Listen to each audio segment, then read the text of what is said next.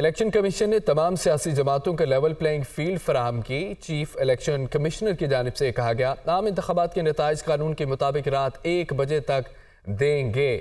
RTS کے بجائے EMS کے استعمال کا مقصد شفاف انتخابات کرانا ہے۔ الیکشن 8 فروری کو ہی ہوں گے اور الیکشن کمشنر کی زیر صدارت اجلاس میں یہ فیصلہ ہوا ہے۔ ابھی تک سپریم کورٹ سے جو فیصلے آئے ہیں ان حلقوں میں بیلٹ پیپرز کو چھاپا جائے گا۔ الیکشن کمیشن اس کے بعد دوبارہ پرنٹنگ کے احکامات آئے تو کاغذ موجود نہیں ہوگا، وہ نہیں چھپ سکیں گے۔ فیصلہ خصوصی فیچر والے کاغذ ختم ہو چکے ہیں۔ پرنٹنگ کارپوریشنز کی بھی گنجائش کم ہے۔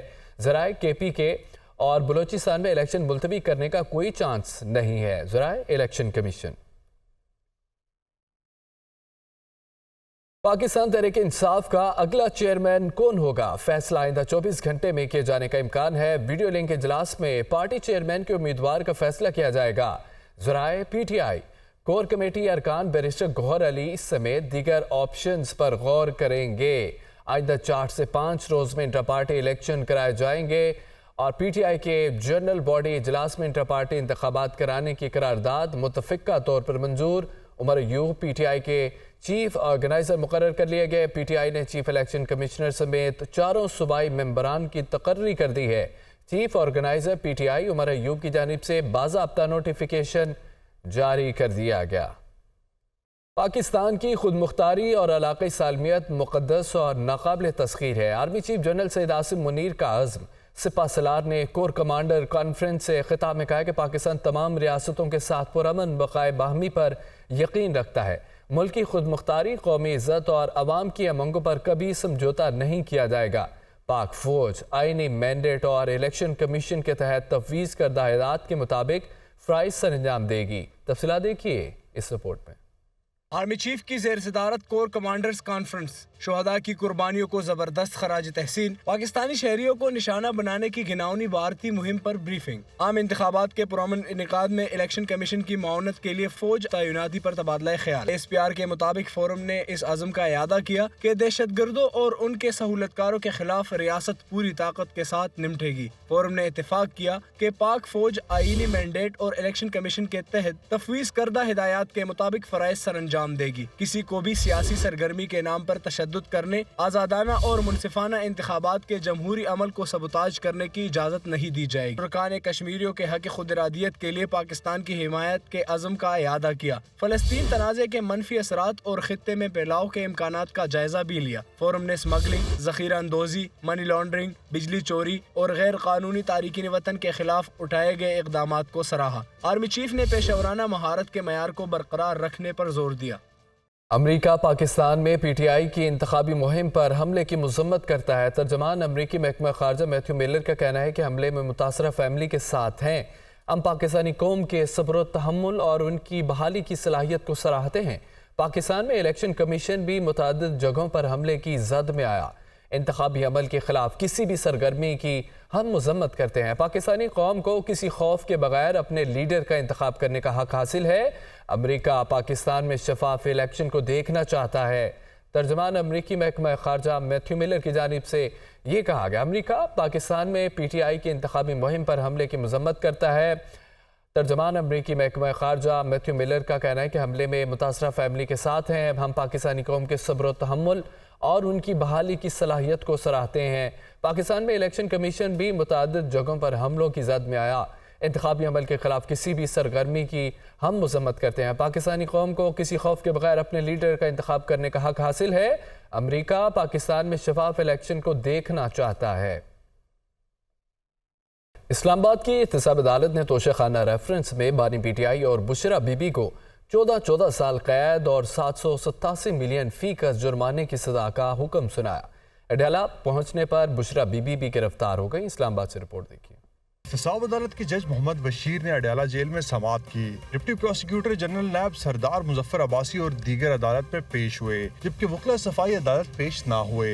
عدالتی طلبی پر ڈپٹی سپرنٹینڈنٹ جیل نے بانی PTI کو عدالت میں پیش کیا۔ سماعت کے دوران عدالت نے ہدایت کی کہ آپ 342 کا بیان جمع کرائیں، جس پر بانی PTI نے کہا مجھے تو حاضری کے لیے یہاں بلایا گیا ہے۔ جج نے کہا کل آپ کو ہدایت کی تھی کہ صبح 9 بجے 342 کا بیان لازمی دیں گے۔ بانی PTI نے کہا میرا بیان तैयार है, वो मेरे कमरे में है। जज ने कहा जाएं फौरी अपना बयान लाएं। बानी पीटीआई ने कहा लेकिन बयान में कुछ चीजों को रद्दोबदल करना है। जज ने कहा आप बयान ले आएं, कंप्यूटर पर टाइप करें, बाद में रद्दोबदल भी कर लेंगे। जज ने डिप्टी सुपरिटेंडेंट को बानी पीटीआई के साथ जाने की हिदायत की। बाद बानी पीटीआई वापस नहीं आए। डिप्टी सुपरिटेंडेंट ने कहा वो नहीं आ रहे। अदालत ने इस्तफसार किया कि क्यों नहीं आ रहे, जिस पर डिप्टी सुपरिटेंडेंट ने अदालत को बताया कि वो कह रहे हैं मेरे वकला जब तक नहीं आते मैं अदालत नहीं आऊंगा। जज ने अदालती एहलकार को हिदायत की कि वो केस टाइटल की आवाज लगाए। अदालती एहलकार बरामदे में गया और आवाज लगाई। पुकार के बावजूद बानी पीटीआई और बुशरा बीबी अदालत नहीं आए। अदालत ने दोनों मुल्जिमान को 14-14 साल कैद जबकि 1 अरब 57 करोड़ 40 लाख रुपए जुर्माना की सजा का फैसला सुना दिया।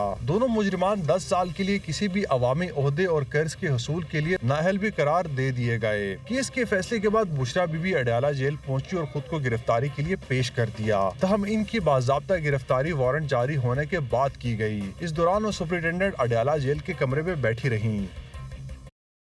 तोशाखाना रेफरेंस का फैसला सुना दिया गया। केस में बानी पीटीआई और उनकी अहलिया पर कौन कौन से इल्जामात आयद किए गए और किन तोहफों का बुनियाद बनाया गया, देखते हैं इस रिपोर्ट में। तोशाखाना रेफरेंस नैब रावलपिंडी ने दायर किया जिसमें बानी पीटीआई और बुशरा बीबी के नाम शामिल किए गए। रेफरेंस में कहा गया कि वजारत उज़्मा के दौरान बानी पीटीआई और बुशरा बीबी को मुख्तलिफ सरबराहाने मुमलिकत की जानिब से 108 तहाइफ मिले। इन 108 तहाइफ में से 58 तहाइफ दोनों ने अपने पास रख लिए। उन तहाइफ की वैल्यू 14 करोड़ रुपए लगाई गई। नैब रेफरेंस के मुताबिक बानी पीटीआई और बुशरा बीबी ने ज्वेलरी सेट 90 लाख रुपए रकम की अदायगी वसूल कर लिया। 1 अगस्त 2022 को चेयरमैन नैब ने तोशाखाना रेफरेंस पर तहकीकात शुरू करने के अहकाम दिए और फिर डीजी नैब ने 5 अगस्त को मामले की तहकीकात शुरू कर दी। 14 जुलाई 2023 को तोशाखाना की तहकीकात तफ्तीश में तब्दील हुई। तहकीकात से मालूम हुआ कि प्राइवेट फर्ज से कीमत का अंदाजा लगवाया गया और कीमत इंतहाई कम रखी गई। बारिजान ज्वेलरी सेट की असल कीमत लगाने के लिए दुबई के माहिर से भी राब्ता किया गया। नैब के मुताबिक बानी पीटीआई ने सऊदी वलीअहद से मौसूल होने वाला ज्वेलरी सेट इंतहाई कम रकम के एवज अपने पास रखा। तोशाखाना कवानीन के मुताबिक तमाम तहाइफ तोशाखाना में रिपोर्ट करने लाजिम है। इलेक्शन कमीशन ने बैलेट पेपर्स की दोबारा छपाई और खुसूसी कागज की कमी के बायस चंद हलकों में इंतखाबात मुलतवी करने का इंदिया दे दिया। इजलास में फैसला किया गया कि बाज़ हलकों के लिए बैलेट पेपर्स की दोबारा छपाई कागज की दस्तयाबी को मद्देनजर रख कर आखिर में की जाएगी। इस्लामाबाद से खुसूसी रिपोर्ट देखिए। इलेक्शन कमीशन में हंगामे इजलास, बाज़ हलकों में बैलेट पेपर्स की दोबारा छपाई के मामले पर गौर, खुसूसी सिक्योरिटी कागज की दस्तयाबी और बर वक्त छपाई चैलेंज करार। तर्जुमान इलेक्शन कमीशन के मुताबिक इजलास में फैसला किया गया कि जिन हलकों में बैलेट पेपर्स की दोबारा छपाई कराना पड़ रही है वहाँ पर छपाई मुल्क के दीगर हलकों के बैलेट पेपर्स की प्रिंटिंग मुकम्मल होने के बाद की जाएगी।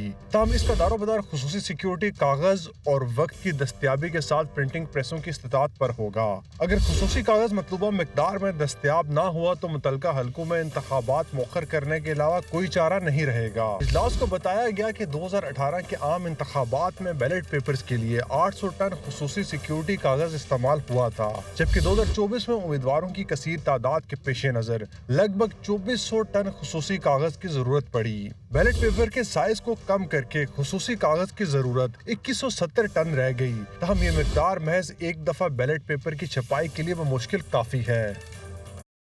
साबिक वज़ीर आला चौधरी परवेज इलाही को इंतखाबी निशान गदा गाड़ी अलॉट करने का ये मामला है। लाहौर हाई कोर्ट ने साबिक वज़ीर आला पंजाब की दरख्वास्त पर महफूज फैसला सुना दिया। अदालत ने गदा गाड़ी का इंतखाबी निशान अलॉट करने के खिलाफ परवेज इलाही की दरख्वास्त खारिज कर दी। इशफाक की रिपोर्ट देखिए।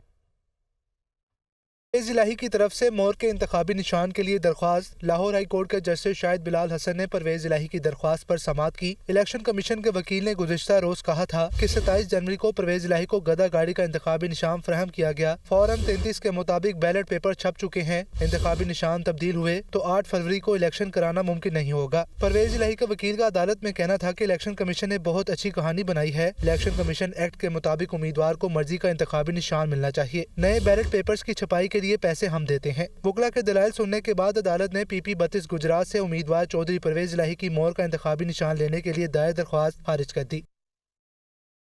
सियासी मंजरनामे से खबर यह है कि chairman peoples party Bilawal Bhutto Zardari का कहना है कि बानी PTI को सजा मिलने पर जश्न नहीं मनाएंगे।